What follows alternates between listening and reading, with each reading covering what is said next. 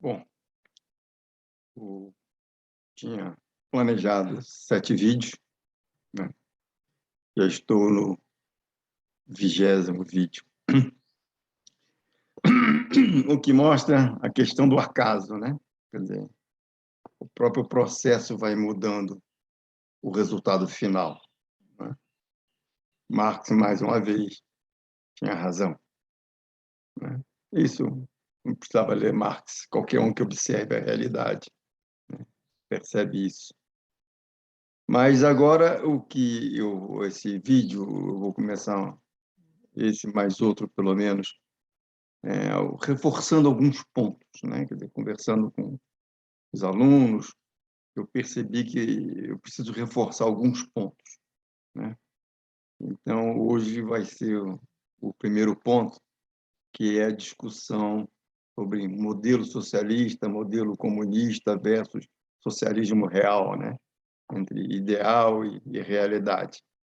Então, eu vou falar sobre isso, porque esse é um mote para retomar algumas coisas importantes que não fica bem claro, quer dizer, que como nós fomos acostumados a coisas muito diferentes, não é de imediato que você percebe a relevância de certas coisas.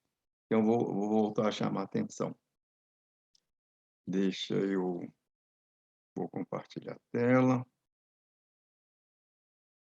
que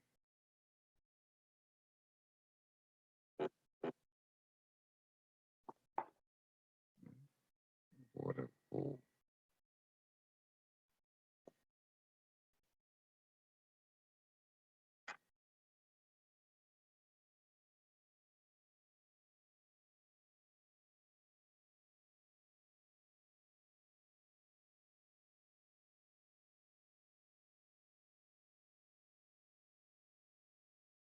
bom, esse é o 20º vídeo, vou reforçar alguns pontos, né. Agora eu vou reforçar a discussão entre modelo socialista versus socialismo real. E o que eu quero dizer é que isso é um enorme equívoco. Essa discussão não faz o menor sentido, um enorme equívoco. Bom, o que você costuma ver? Ah, que socialismo, comunismo é uma filosofia, né? Que é um modelo ideal, né? Mas que não funciona na prática. Isso aí é corrente, né? Todo mundo fala essa tolice, né? E aí tem toda a discussão, modelo socialista, socialismo real, e fica uma discussão danada. Isso é um enorme equívoco, né?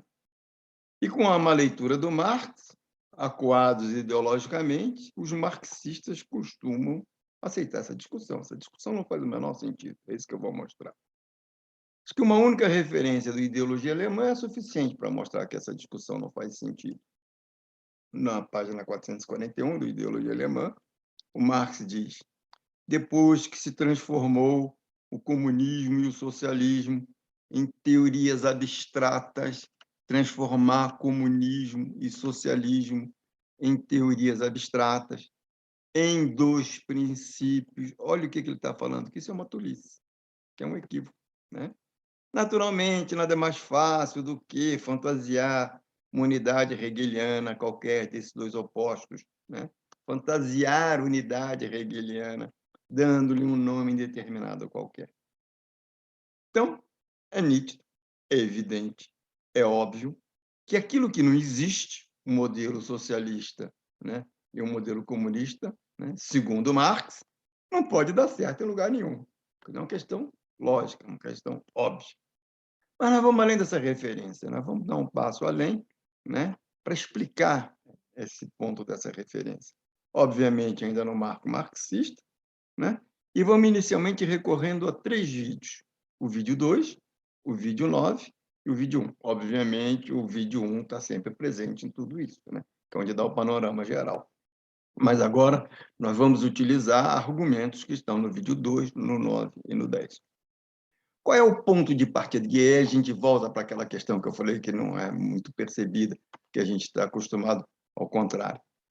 O ponto de partida é o debate entre se o pensar existe antes do ser ou se é o ser que leva ao pensar. Isso aí é básico, né?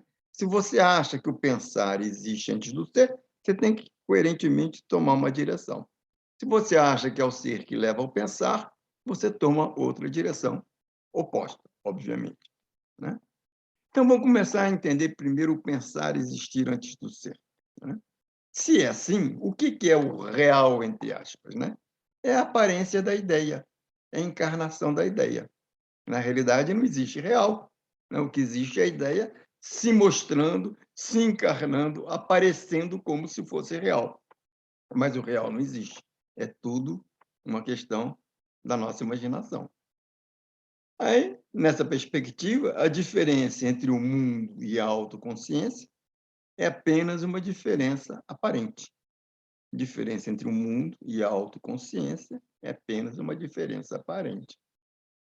Bom, aí a gente tem aquele exemplo fantástico do Sagrada Família, do Marx, sobre a relação entre fruta, maçã e pera. O que que ali ele mostra? Que o que tem vida não é a maçã, não é a pera. O que tem vida é a abstração fruta, né? Assim, não se deve dizer que a pera e a maçã são frutas. Se deve dizer que a fruta aparece na condição de maçã, na condição de pera. Isso é fundamental, isso dá um impacto enorme na sala de aula quando os alunos percebem isso. Olha, presta atenção, o que tem vida não é maçã, o que tem vida não é a pera, o que tem vida é a fruta. A maçã e a pera são apenas o modo como a fruta aparece. É aqui que está, né, a ideia de que o pensar existe antes do ser, certo? Esse é o melhor exemplo, é muito didático esse exemplo do mar. Bom, e continuando, dizer que a autoconsciência não distingue nada real de si mesma, dizer que o mundo é, muito antes, apenas uma distinção metafísica, uma quimera do seu cérebro etéreo e uma figuração do mesmo, equivale a dizer que o movimento material, diferente do movimento ideal do cérebro, existe apenas na aparência. Ou seja, não tem diferença entre o movimento material, né, e o movimento ideal, porque na realidade o material não existe, é apenas uma forma como a ideia aparece. Se o pensar existe antes do ser, o que que acontece? O movimento do conceito é imediatamente o movimento real. E assim o futuro, né, o destino do homem está implícito, contido, determinado no conceito. Não há lugar para o acaso, está tudo já contido no conceito. Ou seja, isso implica num determinismo, num finalismo, né? O destino do homem está dado. Ora, se é assim, né, o que é compreender? Compreender é identificar a manifestação, a encarnação da ideia do conceito, né? Por isso que você fica querendo ver o quê? Você tem uma hipótese, né, que é a sua verdade, e você fica buscando, né, como é que ela aparece na realidade. Ou seja, compreender é buscar a existência empírica da verdade. E assim, o que que você implicitamente faz? Você faz com que o homem e a história sejam um mero campo de comprovação para a verdade. O homem e a história não fazem. O homem não faz a história, né? A história é feita pelo movimento da ideia, pelo movimento do conceito, tá certo? O que que você vê como história é apenas o campo de comprovação da verdade. Veio o Marx e falou que, olha, essa história aí, né, de que o pensar existe antes do ser, portanto, o real não passa de aparência da ideia ou de encarnação da ideia, é uma bobagem, né? E o que que ele falou sobre isso na Sagrada Família? Eu não vou expor tudo, eu vou apenas expor a síntese.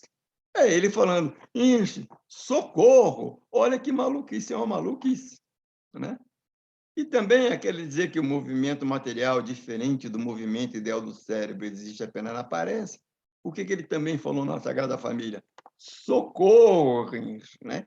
Eu acho que essas duas expressões do Marx de indignação, de perplexidade, encerra, né, o que que ele considera disso, o racha que ele tem com relação a esse tipo de interpretação. E também aqui a história que a fruta aparece na condição de maçã, na condição de pera, né? O que que ele falou na ideologia alemã? Isso é bem interessante. Isso aí é uma mistificação filosófica, né? O que que isso faz?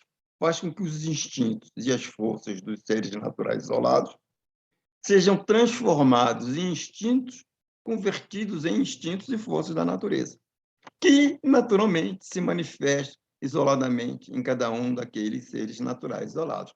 Ou seja, as características da maçã e da pera, né, são transferidos para características da fruta que aparece, né, na maçã e na pera. O que é isso? É uma inversão entre o sujeito e o predicado, né? E no Miséria da Filosofia, o Marx foi mais além, né, e dando uma cacetada nesse negócio. Qual é o exemplo que ele dá? Uma casa específica, fazendo-se abstração da forma que a distingue, dos materiais que ela se compõe, chega-se a um corpo. Fazendo-se abstração dos limites do corpo, tem-se um espaço. Fazendo-se abstração das dimensões do espaço, acabaríamos por não ver nada além da pura quantidade. E, finalmente, chegaríamos à categoria lógica. Olha o que ele está falando. Você sai da casa específica e vai para a categoria lógica, né? Uma casa específica, o que existe, você vai para a abstração, categoria lógica, por um processo de abstração. E o que Marx diz? Fazendo essas abstrações, imaginam fazer análise. Ou seja, abstração não é análise. E continua ele tirando o sarro. À medida que se afastam cada vez mais dos objetos, imaginam aproximar-se deles a ponto de penetrar. Claro, porque o que tem vida, o que existe é a categoria lógica, não é o objeto. O objeto é apenas a aparência.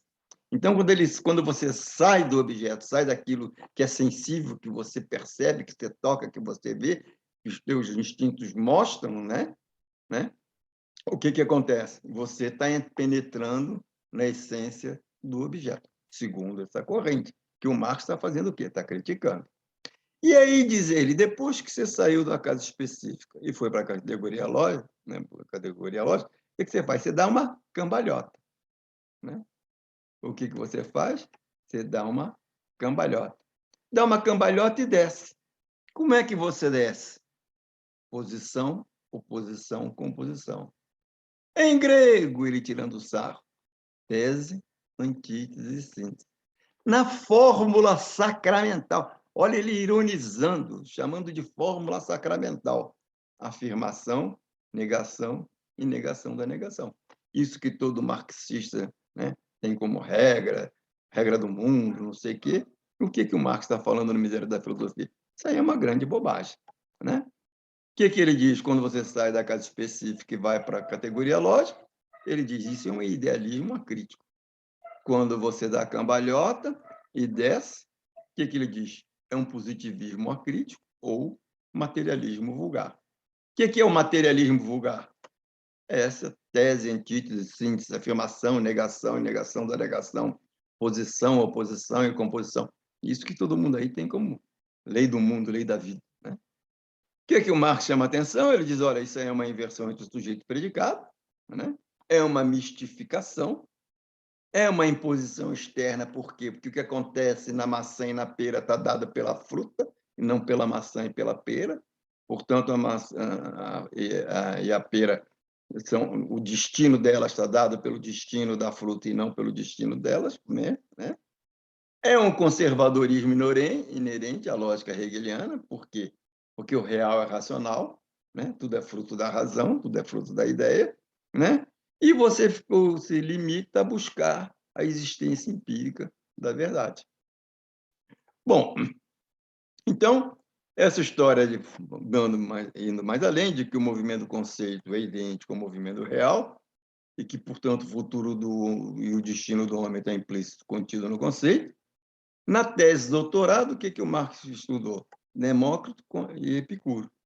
E o que ele chama a atenção? Epicuro, com inclinamento, autonomia do átomo, resistir e lutar.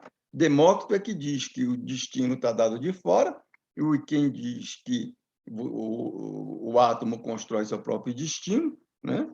Tem autonomia para construir o seu destino, é Epicuro, né? E na crítica à filosofia do direito, logo em seguida, o que o Marx diz? Hegel tem uma antinomia sem solução. De um lado, você tem a necessidade externa, de outro lado, o fim imanente, né? Ou você tem a necessidade externa, que é o destino da fruta, que é a vida da fruta, né? E a maçã e a pera apenas expressam isso, ou você tem a maçã e a pera tendo vida independente, né? Essas duas coisas não batem no Hegel. Hegel tem uma antinomia sem solução. E mais ainda, outra cacetada que ele dá, o dualismo fundamental da lógica do Hegel. Qual que é esse dualismo fundamental da lógica do Hegel? É tratar a universalidade e a singularidade, os momentos abstratos do silogismo, os momentos abstratos da inferência lógica, como opostos reais, como antítese real. Vou repetir porque isso é fundamental. Tratar os momentos abstratos do silogismo como opostos reais, como antítese real. Isso é puro Kant, né? O pessoal fica nervoso, mas isso é puro Kant. Está lá, se não me engano, é na página 105 do Crítica à Filosofia do Direito, né? Isso é uma crítica kantiana. Mais para frente a gente vai voltar a ver isso. Bom, então, nos excertos, essa ideia de que o destino está implícito no conceito, né? Que não tem lugar para o acaso, que você tem determinismo e finalismo, o Marx é que diz nos excertos: a verdadeira lei do mundo real é o acaso. Isso é fundamental. A verdadeira lei do mundo real é o acaso. Então, vamos ver agora o ser que leva ao pensar, que é o ponto do Marx, né? Vamos, inicialmente, recorrer ao vídeo 3. Por que eu estou fazendo isso? Só para facilitar, né, a tua busca. Onde é que está isso mesmo? Tal. Olha, isso eu peguei. Se você tem alguma dúvida, vai aos vídeos 3 que você vai ver isso aqui mais detalhado.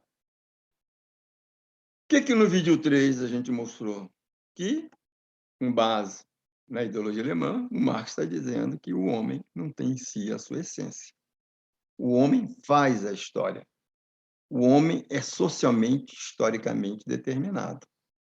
O homem produz o próprio homem mediante o trabalho. O acaso, né, é uma coisa fundamental. O movimento do real é que leva ao movimento do conceito. Não é que o movimento do conceito o movimento real é a expressão do movimento do conceito. Não, é o contrário. O movimento real é que produz o movimento do conceito. Vamos voltar para os vídeos 2, 9 e 10 que a gente estava se baseando, né? O que ele diz? Olha, se é assim, né? Se é o ser que leva ao pensar, não faz sentido perguntar por um ser superior e acima do homem. Também não faz sentido negar esse ser superior para afirmar o homem. Ou seja, não faz sentido ser ateu. Marxista não. O que aconteceu aqui?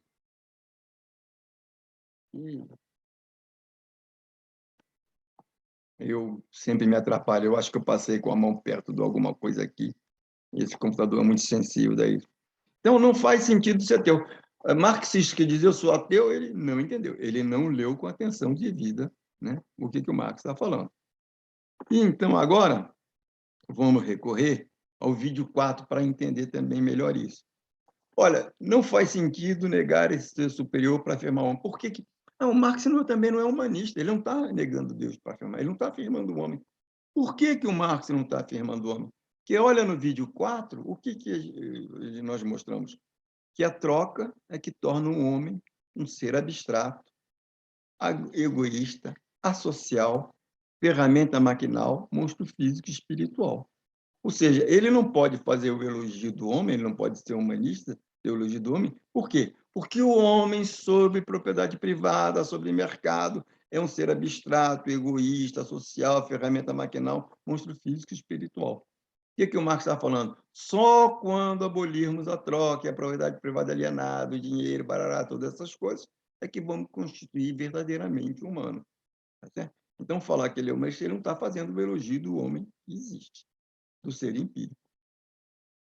Bom, nessa altura, você pode falar, mas o Marx não inverteu a dialética, né? Você está criticando a dialética, você fez tanta crítica à dialética ali, mostrou que ela era ridícula no Miséria da Filosofia, então varrer para o lixo a dialética, né? Mas ele não inverteu, e o materialismo dialético, eu vou dizer, olha, não é verdade. Vamos voltar para o vídeo 9 e 10. E aí nós seguimos o Colette, né? O drama do marxismo, disse o Colette, é tomar a dialética das coisas, do Hegel, como uma forma superior de materialismo. O marxismo, na maioria dos casos, sequer suspeita que oposição dialética e oposição real são duas oposições e que são duas oposições radicalmente distintas. Nenhuma palavra sobre isso, sobre esses dois tipos de oposições no Engels, entre oposição real e oposição por contradição, entre contrariedade e contradição. Nenhuma palavra em Plekhanov, nenhuma palavra em Lukács, filósofo de profissão que tratou a dialética sobre todos os ângulos, e a confusão desses dois tipos de oposições é evidente em Lenin. Por que é oposição real? Vamos lembrar. Oposição por contrariedade, oposição sem contradição, oposição real. A fórmula que expressa essa contradição é A e B. Ambos opostos, A e B, são reais, são positivos. Cada um deles existe por si mesmo. A existe por si mesmo, B existe por si mesmo. Há neles uma repulsa recíproca à reação entre eles. Trata-se de uma oposição e exclusão, ao invés de uma oposição e inclusão, como é o caso da dialética. Bom, então o que é oposição dialética, oposição por contradição? Tradicionalmente expressa pela forma há e não há. Não há não é nada em si, não é nada por si. Não há é apenas a negação de há. Há não é nada em si, não é nada por si. Há é apenas a negação de não há. Há não é nada em si, não há não é nada em si. A dialética, portanto, diz o Colette, só existe nos conceitos. Né? Se há não é nada em si, não há não é nada em si, só pode existir nos conceitos. Né?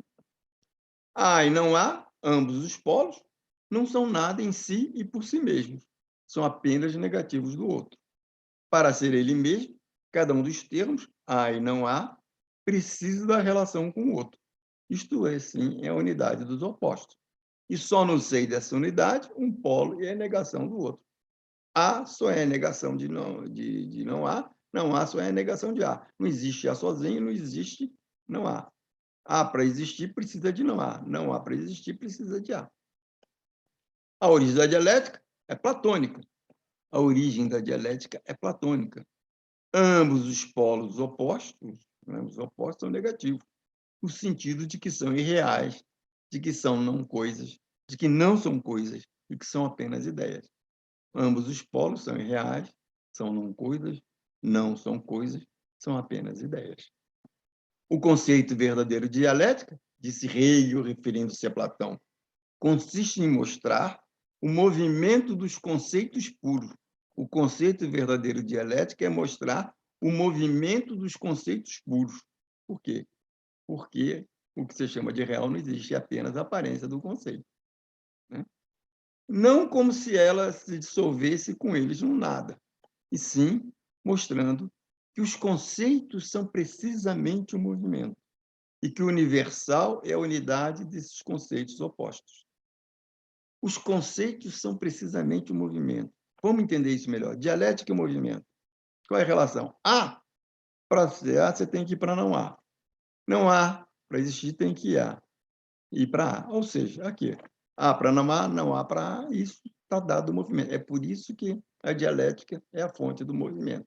Porque há tem que se mover em direção a não há, e não há tem que se mover em direção a há. Você tem que ir de um para o outro para poder entender. E aí, na dialética, está embutido o movimento. A dialética só existe no conceito, diz o Colette. A dialética da matéria, a dialética das coisas, que deveria ser o específico do marxismo, que deveria ser o específico, né? Já está toda contida na obra do Hegel. Não em contradição com o idealismo do Hegel, mas como instrumento e meio desse idealismo. Claro, matéria, coisa, é manifestação, aparência, encarnação da ideia, então não existe a dialética da matéria. O que existe é a dialética dos conceitos. Né? Então, o que você vê mover como matéria, o movimento está dado por quê? Não porque a matéria tem em si um movimento, mas porque o movimento está dado pelo conceito. Bom, mas aí o cara pode continuar sendo chato e falar, Marx, no Capital, não promoveu uma mudança epistemológica? Não, isso que eu vou mostrar. Para isso, vamos recorrer aos vídeos 1 e 2. Né? Vamos começar, voltar aqui para o vídeo 1 e 2. O que é compreender? É buscar a verdade da existência empírica. Não buscar a existência empírica da verdade, mas buscar a verdade da existência empírica. Compreender o que é para o Marx? É retirar o véu, é desnudar, desmascarar, desmentir. A escola da suspeita que a gente chamou a atenção. Né? Nem sempre o que está sendo dito diz exatamente o que está sendo dito, pode até, muitas vezes, dizer exatamente o oposto do que está sendo dito. Né? O que você precisa? Você precisa ir lá, escavar, entrar na bruma, né? Para ver se lá tem monstro ou não. Bom, e no Capital Crítica da Economia Política? Crítica da Economia Política. Aliás, é interessante. Olha a quantidade de vezes, né, que a palavra crítica aparece no título das obras do Marx. Qual é o sentido de crítica que eu digo que foi o tempo todo que ele usou? Uma arma dirigida contra um alvo que se quer destruir. Isso está lá onde? Está lá na Crítica à Filosofia do Direito de Reino. A crítica deve denunciar a opressão de uma esfera social sobre a outra. Então, vamos para o vídeo 6 para ver o que o Marx falou no vídeo 6 no Capital. No vídeo 6, o que eu mostro como síntese? Né? E nos excertos manuscritos na ideologia alemã e no Capital. Faço a comparação e mostro a relação entre eles. O que eu mostro? Marx parte de um fato presente. Qual é o fato presente? A produção da vida. Tanto nos excertos, nos manuscritos na ideologia alemã, quanto no Capital. O fato presente é a produção da vida. E aí, o que ele diz que é a produção da vida? É a mortificação da vida. E no Capital, ele chama de quê? De drama da vida. Olha a relação. Se antes ele chamava de mortificação da vida, no Capital ele chama de drama da vida. E ele chega à origem, ao nascimento, né, desse fato presente. O que nos excertos, no manuscrito, na ideologia alemã, ele chama atenção? Para a imposição externa, a divisão social do trabalho, para a troca. Qual é a origem da mortificação da vida? É a troca. E no Capital, qual é a origem? É a mercantilização da vida. Pô, mudou de nome, mas ele está falando da mesma coisa, ele continua mostrando a mesma coisa. O que ele mostra no Capital, ele já tinha mostrado antes, que não tem nada a ver com a dialética. Não tem nada a ver com a dialética. Excertos, manuscritos de ideologia alemã, não tem nada de dialética. Ver dialética nisso é dizer que o Marx tem um problema de acetonia cognitiva, né? De dissonância cognitiva. Né? Porque, pô, não tem nada que ver. E aqui, nos vídeos, nós mostramos que você chega nessa coisa exatamente sem... Desculpe. Eu esqueci ligado aqui o, o celular, desculpe. Erro meu. Bom, a troca, o que implica? Implica o trabalho externo, que implica a propriedade privada e o assalariamento. Opa. Deixa eu ver se eu desligo aqui. Desligar. Né? Trabalho externo, propriedade privada e o assalariamento. E disse Marx, a produção produz o homem não somente como uma mercadoria, a mercadoria humana, mas produz o homem como um ser desumanizado, tanto espiritual como corporalmente.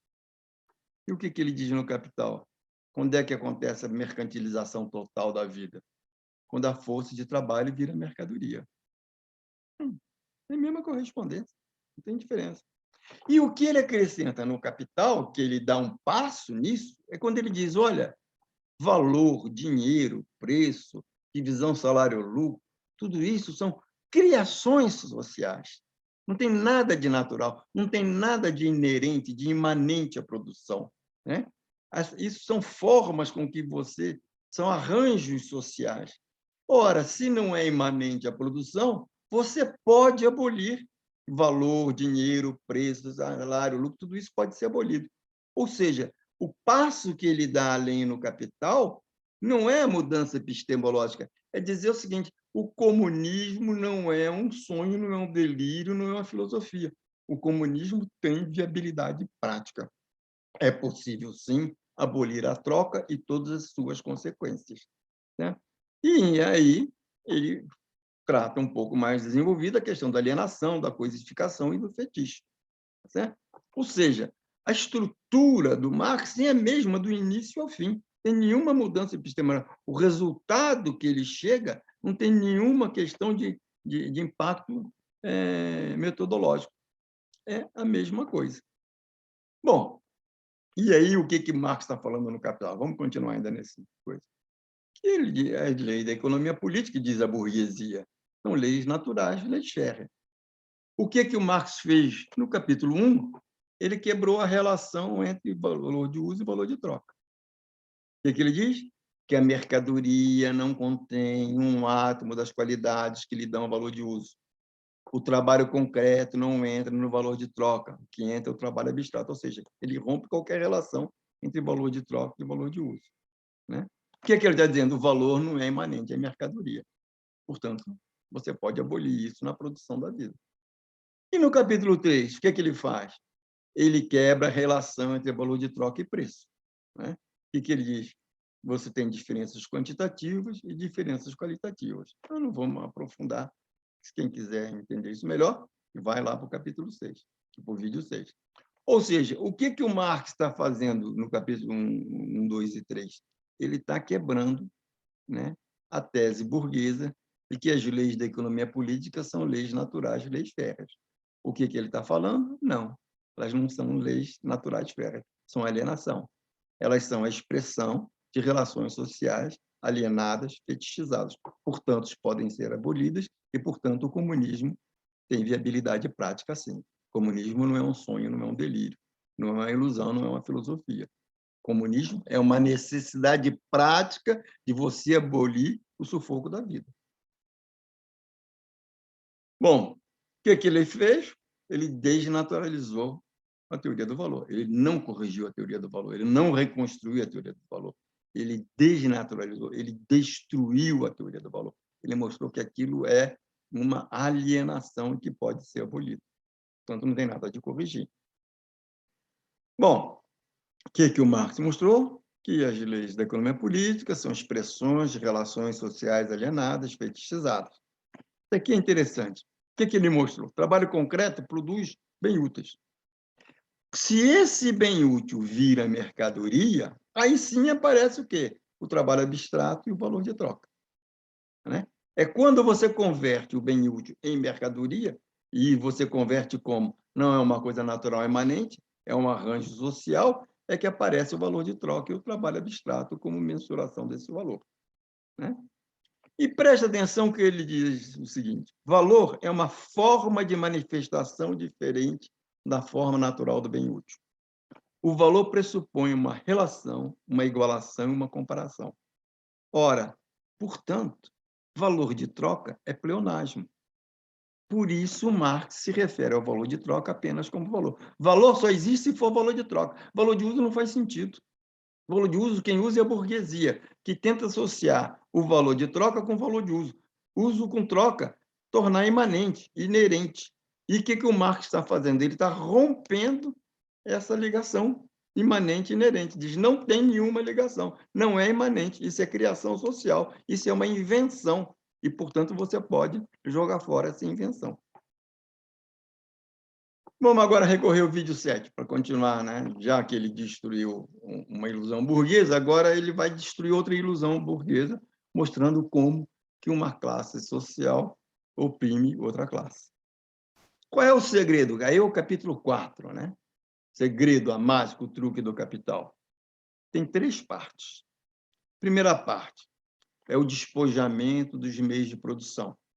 A escravização do trabalhador. Claro, ele não tem outra alternativa para sobreviver, a não ser se escravizar ao proprietário dos meios de produção. Ele não tem meio de produção da vida, ele tem que se escravizar, tem que estar na dependência, né, de quem possui meio de produção. E isso é mascarado em liberdade, como sendo ele livre para escolher.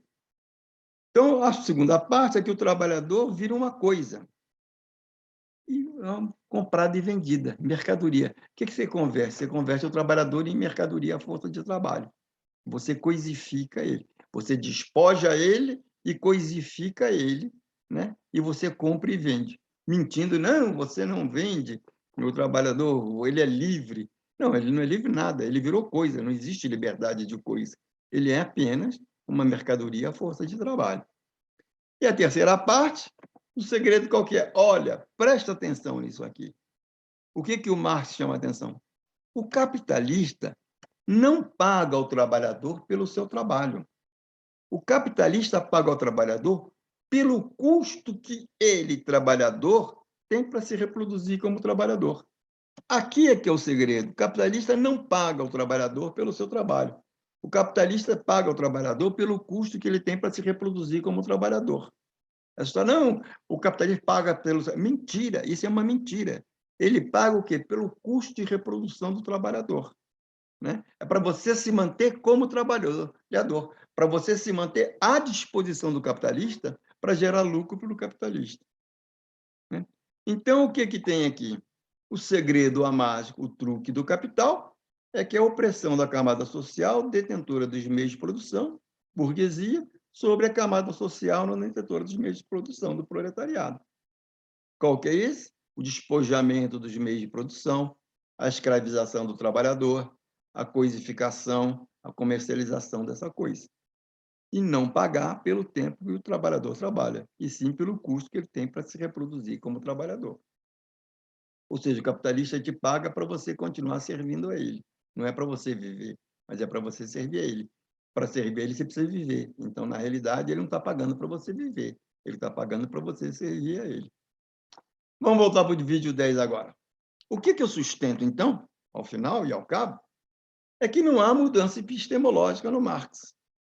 A dialética no Capital não é modo de investigação. A dialética é modo de disposição. O que eu mostrei antes? Ó, não tem nada de... Deixa eu voltar aqui atrás. Aqui. Lembra isso aqui.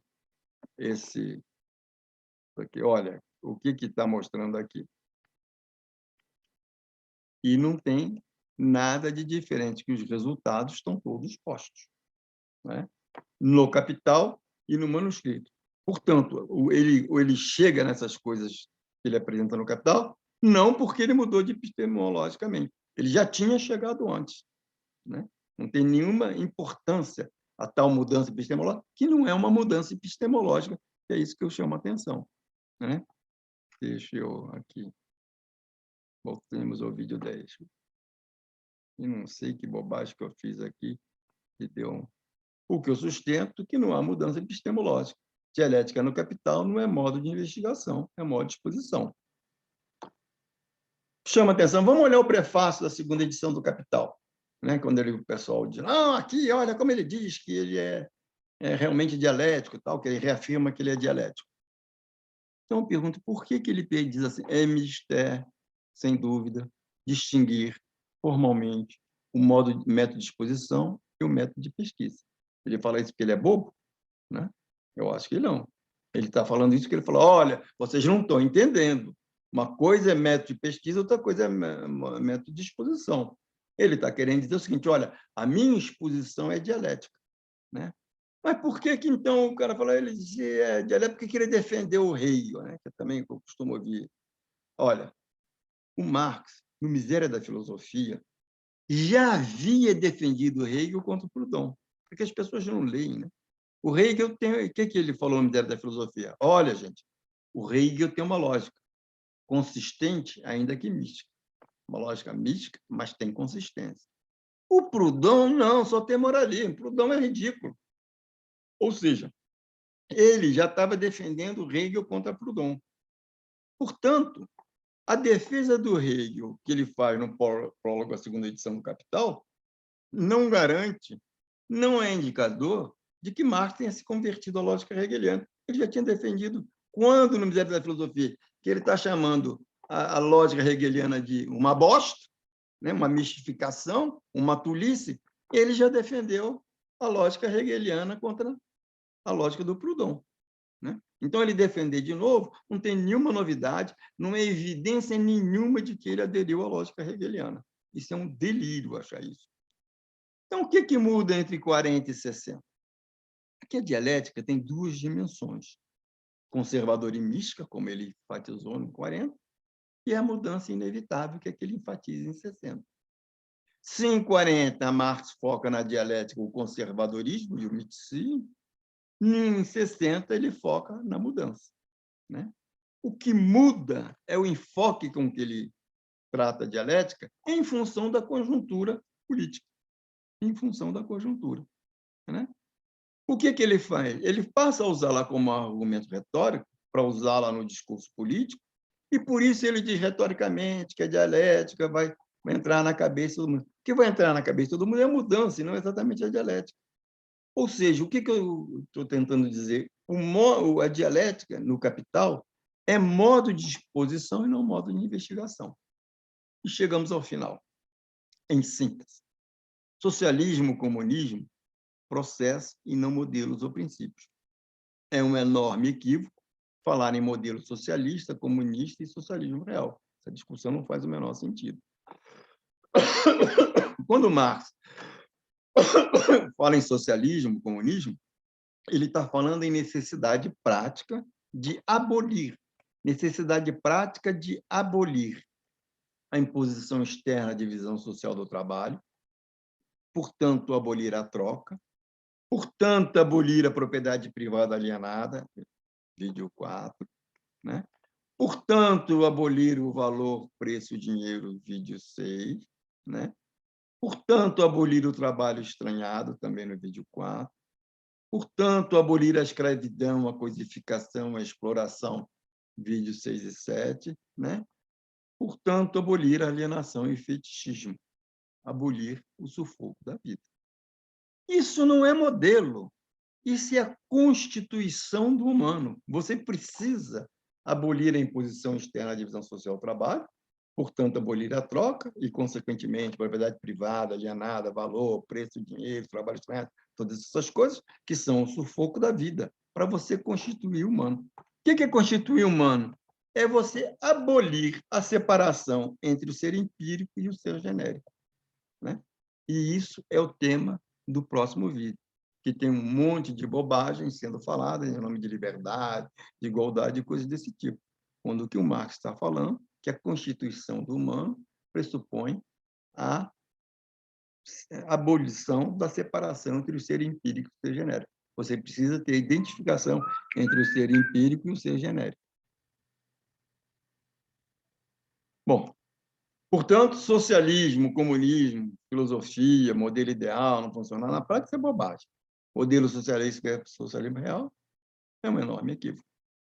Até o próximo vídeo. Deixa eu fechar aqui. Aparecer minha cara. Ok? Consegui expressar como que é equivocado essa história né? Essa história do socialismo é filosofia, ideal, mas na prática não funciona. Essa tolice que a direita fala sempre, e muita gente de esquerda fica se revirando para explicar. Não, mas olha, o modelo não tem nada de modelo. Cada lugar vai ser de um jeito. E cada lugar, em função das suas características, das suas especificidades, vai ser de um jeito.